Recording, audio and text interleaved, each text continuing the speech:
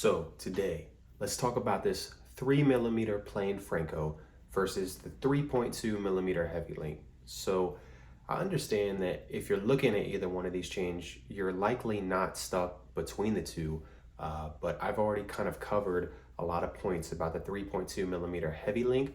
So I really just want to use the heavy link to make my case about the plain Franco. So here we have the 3 millimeter plain Franco. Solid 18 karat, it's 22 inches. My neck size is around 15 and a quarter to 15 and a half. As you can see for my body type and size, this chain wears perfectly to me in terms of a singular chain. I've had many different chains. I've had the 4 millimeter rope. I've had the 3.5 millimeter diamond cut Franco. I've had the 2.5 millimeter plain Franco. I've had the 2 millimeter Franco. I've had many chains, but this one is the only one for me that really hit every single point in terms of one solitaire chain. So the size of this chain to me is a huge strength. I even feel like the plain Franco presents a little differently than the 3 millimeter diamond cut because they shave off some of the gold to give it the diamond cut faceting. So I believe when I reference things about this chain, it's going to be very specific to this chain and this chain alone.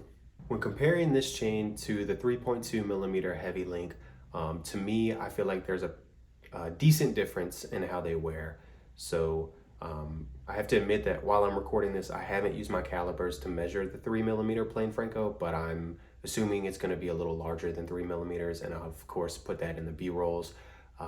But if they are to be right around the same, around 3.1 to 3.2, it's just interesting to see that the plain Franco wears larger. I believe this is because it's essentially one straight line, and it's pretty flat, relatively flat, whereas the heavy link has a lot of negative space in between the links. So I think that's the reason why there's such a decent size difference, at least in terms of how they appear. There's a huge difference between the 3 millimeter Franco and the 3.2 heavy link when it comes to shine. So as I described in my review of the 3.2 millimeter heavy link, the shine on that chain is absolutely bananas. I mean, it's basically like a bunch of gold interlock mirrors that constantly refract light.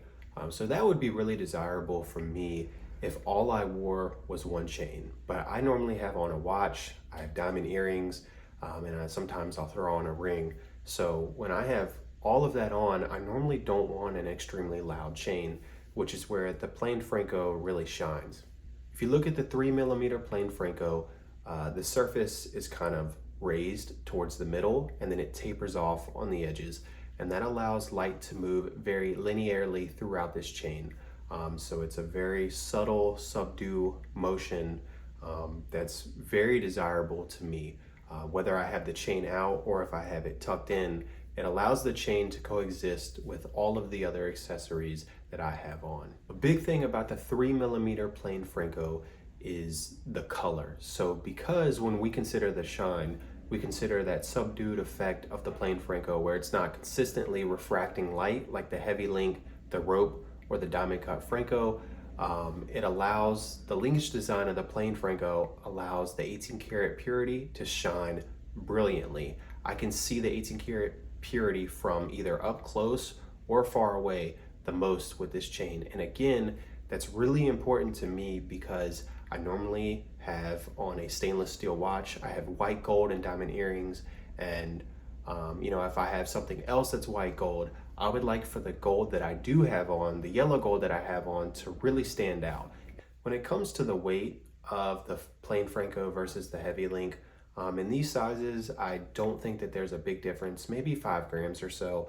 But for some reason, those 5 grams on the plain Franco seem to wear a little bit more noticeably. That could just be simply because it's 5 grams more, or it could be because of the way that the links are designed. I just feel like the Franco every time that it's on my neck, it just feels solid and sturdy. It feels like one continuous piece, which that could be a downfall to some people. As I discussed with my 3.2 millimeter heavy link sole review, I was showing that chain can kind of kink up and maneuver in a certain way where the plain Franco can't. So that's something to consider. When considering the behind the neck view, I believe that the 3.2 millimeter heavy link really does look a little bit more entertaining when it's tucked in.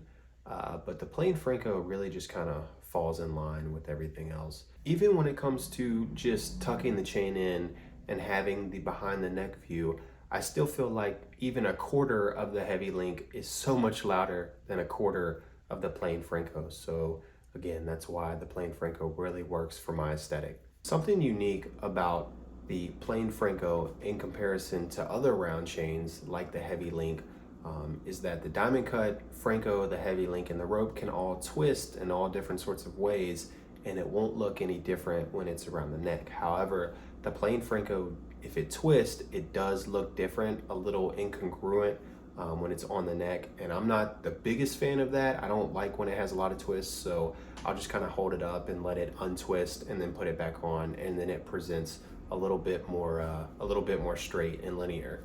Hopefully this review helps you decide between these two chains.